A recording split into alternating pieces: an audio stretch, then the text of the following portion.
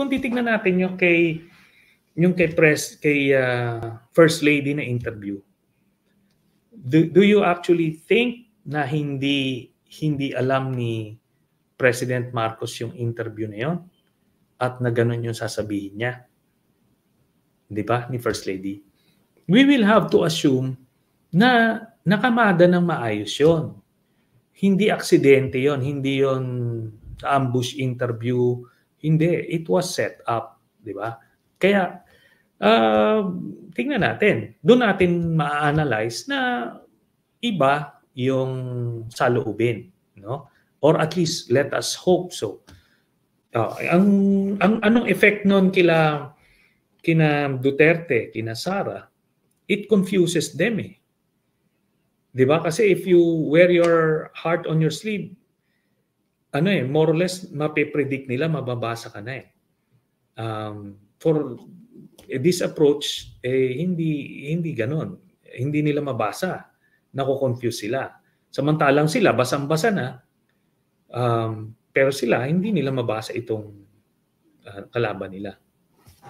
Tama naman, napaka-weird na. For instance, yung First Lady, nagpa-interview ng ganong kahaba. Hindi alam ng presidente. Sasabihin sa kanya after the fact, no? Alam naman natin na hindi ganon yung case. Hindi ganun. Pero dito, anong tingin niya yung mensahe? Mukha bang yung mga ibang saloobin ng presidente pinadaan dun sa interview ng First Lady? Tama ba? Mukha bang ganon? For sure. For sure. Kasi yun eh, human nature naman eh. Grabe yung mga pangiinsulto sa kanya eh. At itong Duterte camp, kahit na anong postura ni Sara, in the same vein pala, no? Naniniwala ba tayo si Sara na talagang wala siyang sama ng loob kay President Marcos at kay First Lady na ganon? Nakita mo yung pag-restrain niya sa sarili niya. Na-imagine ko yung totoong saloobin nun, talagang sumisigaw na yun, talagang nagwawala na yun. Kaya may ganon eh, may public communications na kailangan nating basahin, hindi necessarily sa body language kasi iba magaling magtago eh, no? Kung hindi yung information sa loob. Ano ba yung information sa loob? Ano yung mga debate doon, mga diskurso doon? Doon natin malalaman kung ano yung saloobin. Yun.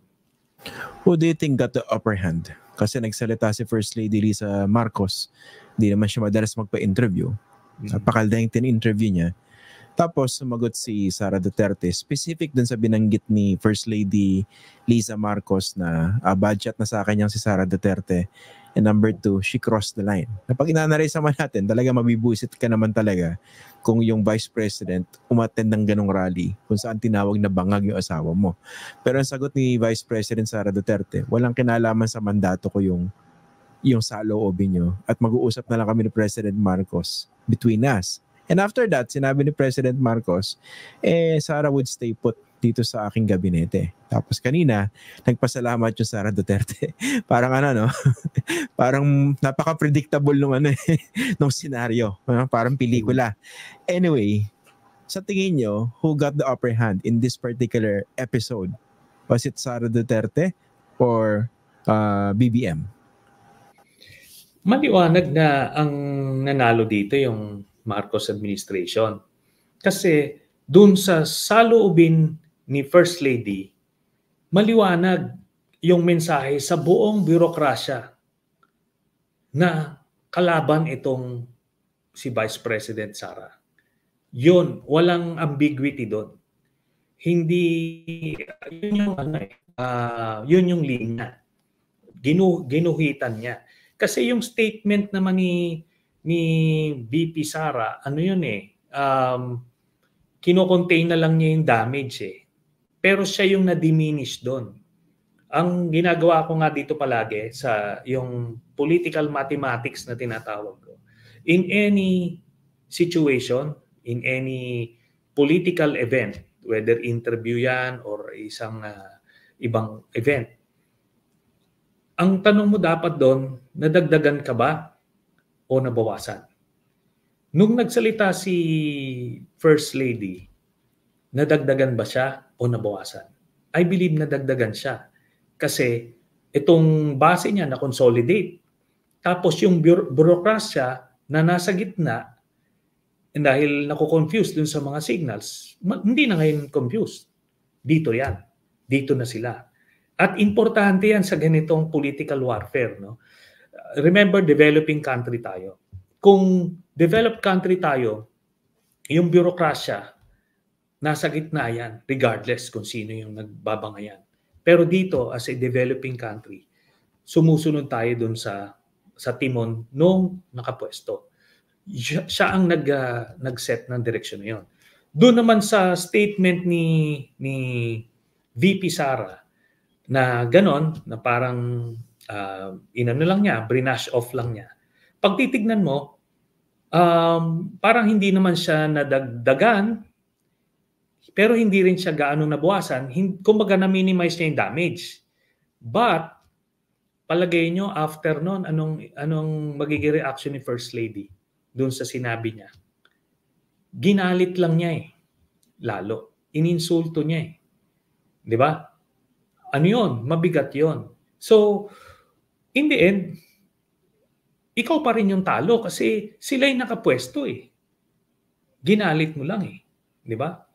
O, yung ego niya, maaring she felt good about it afterwards, but in the grand scheme of things, kalaban mo yung administrasyon, ginigil mo yung First Lady, di paano kang naging positive siya yan? Kasi yung mga tumitingin lang dun sa demeanor, yung statement, yung mga ganon, yung mga image handlers, pag titignan nila, they may say something differently, baka iba yung assessment nila, pero hindi lang naman yun eh. May big picture ka, may big political picture kang tinitignan.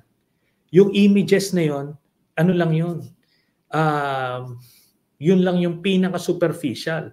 But yung impact nun, yun ang mas magandang makita at i-assess. Yun. Yung given this, no? Sa tingin nyo, bakit binanggit din ni First Lady yung Leni Robredo doon sa interview na yun? Diba? Sinabi niya, not even Leni did that. And, ano nakita niyong goal doon? Ang nakita ko, kung sinabi lang yon basta-basta na random, maaari, pero nung hinighlight nung kanilang social media machinery yung fact na yon, ibig sabihin nun, nanliligaw. Nagkakaligawan dun sa pink forces. Kasi nasa gitna ngayon yung pink forces eh. Ano ba? Sino ba ang papanigan dito? Di ba? So, ito na ngayon. Parang ano yan, it's binubuksan yung pinto na tipong hindi na kayo kaaway ngayon. That could be the subtle message doon sa pag-drop ng pangalan ni VP Leni na symbolic leader pa rin ng buong pink movement. Tapos nga po, given what have been said between the back and forth between the two camps, no? Although sinabi ni President Marcos na stay put si Sara Duterte sa DepEd. Kung kayo nasa situation na ganyan ni Sara Duterte, okay pa ba to stay in the official family? Kung tatay mo, mga kapatid mo, minumura yung presidente, na boss mo bilang miyembro ka ng gabinete, di ba napaka-weird ng ganun situation? Yet you still prefer to stay on. Palagay ko ang tinitignan nito nila VP Sara, yung mga pros and cons, no? Ayan na nga, yung cons na tipong ando doon na yung pamilya mo, binabalahura ka na dyan, di ba? Ino-ostracize ka na dyan slowly, no? Tapos awkward na yan tuwing cabinet meetings.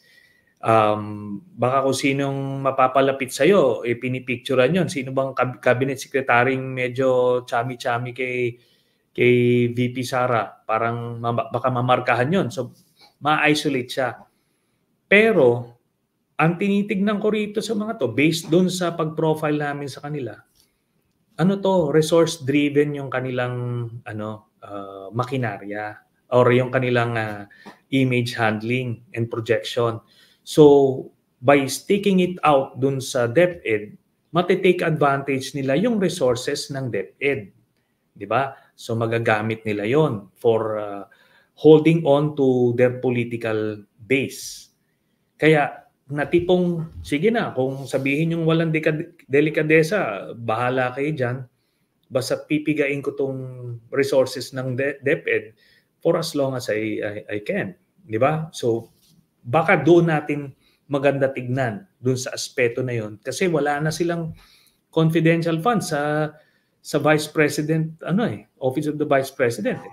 Kung yun na lang ang may iwan, itong mga ito daw, pagka daw pumasok yung mga resources, parang check valve.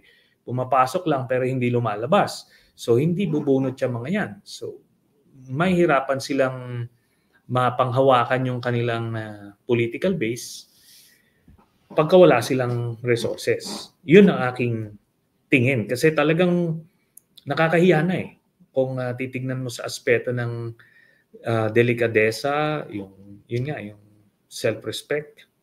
But wala sa kanila yun . Pero 'di ba tinanggalan na rin siya ng confidential funds dito sa national budget as DepEd, 'di ba? Tinanggal na rin po 'yun.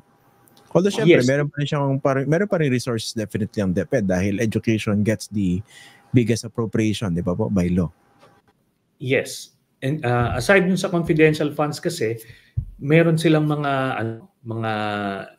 probably yung mga staff nila, yung mga ground staff nila, pwede nilang maipasok yan kung saan-saan.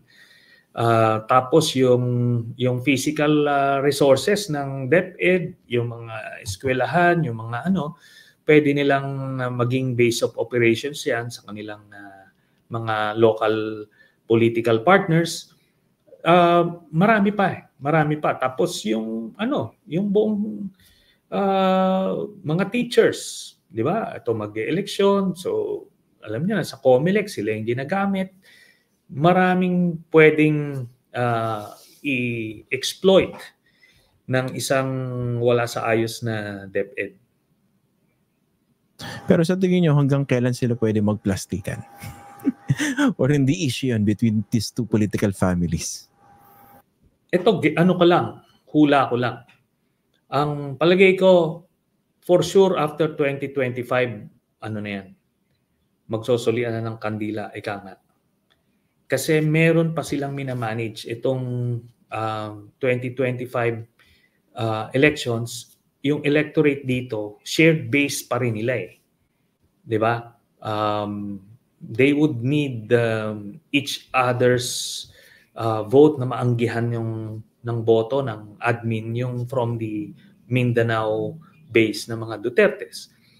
Pero once that is done, after 2025, gloves are off na yan. Kung nagustuhan niyo po itong video na ito, paki-like at share na lang po para mas marami pang makakita at makapanood. Kung gusto niyo po makibalita, follow niyo na rin po ako sa aking mga social media accounts na nakasulat po sa screen. Pwede rin po kayo magpadala ng super thanks, super like, super chat at super sticker sa YouTube, saka Facebook stars po. Alam niyo po, malayo po mararating nito para makagawa pa po kami ng mas maraming video na makatutulong po sa pagpapakalat ng tamang impormasyon para sa bawat Pilipino. Kada like, subscribe, follow at share ay pagsuporta po sa tunay na independent journalism sa bansa. Maraming salamat po.